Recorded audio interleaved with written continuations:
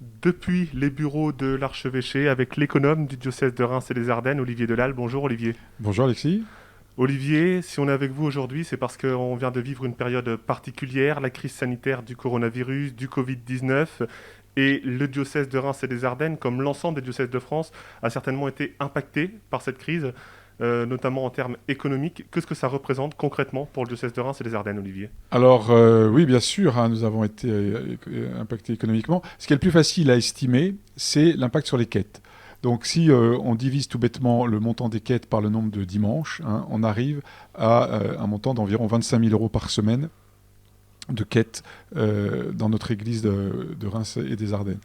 8 semaines sans messe dominicale, ça fait rapidement 4 fois 25, ça fait 200 000 euros. 8 fois 25, ça fait 200 000 euros de pertes de rentrées, qui sont des rentrées pour les paroisses, hein, pour l'essentiel, qui donc viennent compliquer la trésorerie des paroisses, parce que pendant ce temps-là, comme tout à chacun, hein, tous les gens qui ont subi aussi ce confinement, il faut continuer à payer le chauffage quand vous êtes en prélèvement automatique, l'électricité, les commandes que vous avez pu passer. Et si vous n'avez pas les rentrées habituelles, eh bien vous trouvez en difficulté. Un certain nombre de paroisses s'est trouvé en difficulté et nous avons dû leur faire des avances de trésorerie depuis la caisse diocésaine pour leur permettre de faire face à leurs factures.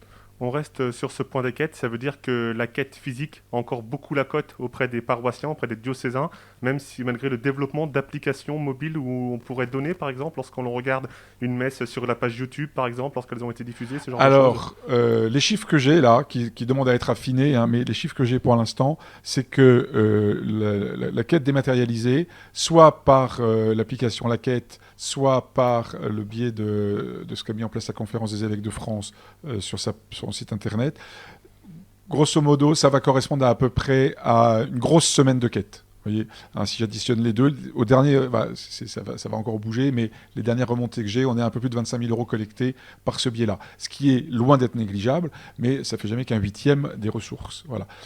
Maintenant, bien sûr, la quête physique reste importante. Je crois que aujourd'hui, beaucoup d'entre nous qui vont acheter 2 baguettes de pain et un pain de mie, par exemple, vont payer les 5 ou 6 ou 7 euros avec leur carte bleue sans contact, et qu'on a de moins en moins d'argent physiquement, de monnaie fiduciaire sur nous. On a de plus en plus de moyens électroniques pour payer, qui son téléphone, qui sa carte bleue, pour l'essentiel. Bien sûr que ça a plutôt accéléré de la prise de conscience de ce moyen de paiement pour la quête. Mais voilà, moi j'étais à la messe dimanche dernier encore où le prêtre disait je vous autorise exceptionnellement à sortir votre portable de la poche pour payer la. Voilà, on n'est pas encore, c'est pas un geste tout à fait naturel. On a un peu l'impression quand on sort son portable de sa poche pendant la messe d'être un peu transgressif. Bon, je crois que c'est pas le cas, mais ça arrive encore. Vous l'avez dit, Olivier Delal, aujourd'hui le diocèse de Reims et des Ardennes a dû faire une avance sur trésorerie à certaines paroisses. Oui. Le diocèse va devoir lui-même combler ce manque à gagner. Comment ça va se passer concrètement au fil du temps? Comment on va articuler tout ça? Alors, ni plus ni moins que comme pour une famille, Alexis, hein, c'est que si vous avez la chance d'avoir pu faire des réserves, ce qui est le cas de notre diocèse, eh bien, ces réserves, vous les faites en cas de coup dur. Alors moi, je me moquais un peu de ma grand-mère. Je disais qu'elle faisait toujours des réserves pour un coup dur qui arrivait jamais, que c'était jamais suffisamment dur pour qu'elle utilise ses réserves, entre guillemets.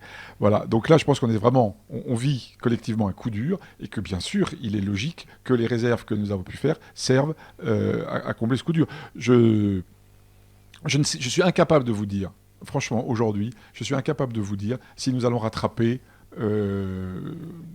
tout ou partie du retard que nous avons pris dans nos collectes. J'en suis incapable. Mais on verra bien, je suis assez confiant de nature. Mais aujourd'hui, bien sûr, nous avons été chercher dans nos réserves pour faire face aux salaires, hein, puisque nous avons maintenu les salaires, nous avons fait le choix, nous, puisque nous avons beaucoup de personnes avec des petits salaires, de maintenir pour ces personnes ce qu'on appelle maintenir le salaire net, pour qu'il n'y ait pas de perte. Hein. On a fait appel à des systèmes, comme tout le monde, de chômage partiel, mais nous avons maintenu le net pour nos collaboratrices et nos collaborateurs salariés. Mais nous avons donc utilisé nos réserves. Nous avons utilisé nos réserves pour combler les difficultés qui n'étaient pas très importantes, mais enfin qui sont quand même apparues pour un certain nombre de paroisses. Et puis, on attend la fin de la foire pour compter les sous. La bonne nouvelle, c'est que le diocèse de Reims n'est pas en danger puisqu'il y avait des réserves. Oui, Maintenant, il va falloir les refaire, ces réserves, bien pour sûr. prévoir un nouveau coup dur, même si on ne l'espère pas, mais on voit que ça a été utile de les avoir. Tout à fait. Alors, bon, dans un premier temps, nous avons effectivement nous avons utilisé nos réserves pour faire face. Nous ne sommes pas non plus, enfin, nous ne sommes pas désespérés de ce point de vue-là.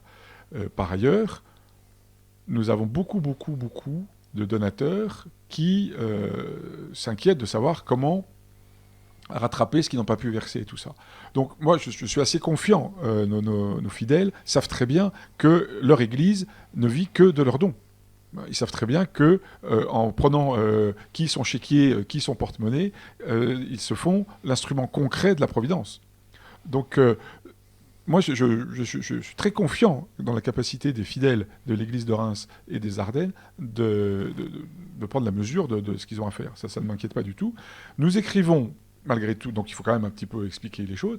Donc nous envoyons là, par ces jours-ci, c'est chez le routeur, un courrier à tous nos donateurs, pas pour leur expliquer un petit peu la situation, leur dire que bah, si c'est possible pour eux, c'est le moment de nous aider à passer ce cap, bien conscient aussi que pour beaucoup de fidèles de notre diocèse, les difficultés qui les concernent sont réelles, et que voilà, nous avons grande confiance dans la capacité de chacun à discerner ce qui sera juste de faire.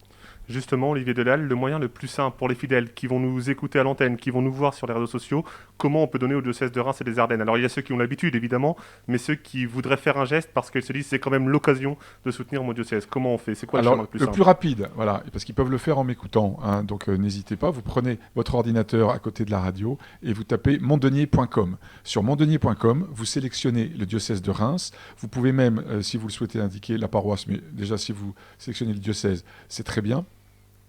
Et puis vous choisissez de donner ce que vous pensez juste de donner, et puis vous recevrez un reçu fiscal pour ceux qui en ont l'usage quelques semaines plus tard.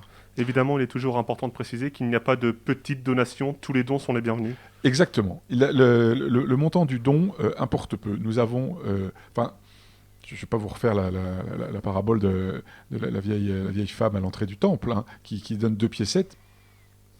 Et voilà, Jésus et ses merveilles devant le don de cette femme. Il n'y a pas, franchement, c'est pas une posture, il n'y a pas de petit don. Chacun est vraiment la bonne personne pour discerner en conscience ce qu'il est juste qu'il fasse lui. La bonne nouvelle, vous l'avez dit, c'est aussi que les messes ont repris de manière physiquement, les célébrations Oui. de manière physique. Ça veut dire que l'on va revoir de plus en plus de diocésains, de paroissiens, avec le respect des mesures sanitaires, des gestes barrières malgré tout, donc des églises moins remplies, mais on va pouvoir retrouver cette quête physique. Est-ce qu'il y a déjà eu un impact sur les premiers dimanches, ou est-ce que c'est pour l'instant compliqué d'évaluer? C'est très tôt de le dire. Ce qui est sûr, c'est que de toute façon, la quête de dimanche de la Pentecôte est forcément supérieure à celle du dimanche précédent. Ça, j'en force une porte ouverte, mais voilà, ça, on en est à peu près sûr.